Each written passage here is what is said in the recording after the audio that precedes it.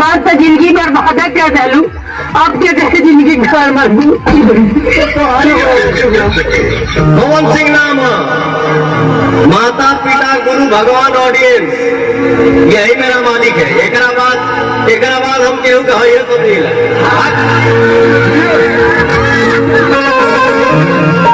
यही मेरा मालिक है। मैं इन्हीं 500 से डरता हूँ, बाकी दुनिया में कौन डराई रे। अच्छा एक दाम 100 रुपया बा।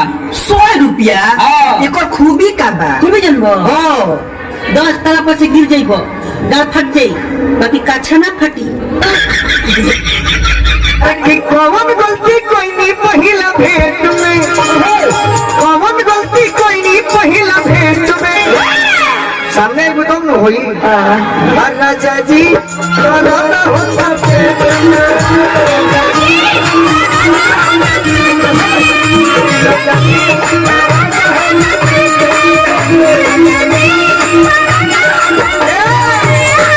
अरे सरा सिंगारा साज जाए अरे सरा सिंगारा साज जाए भौजी निंदा हमारे सारी जाए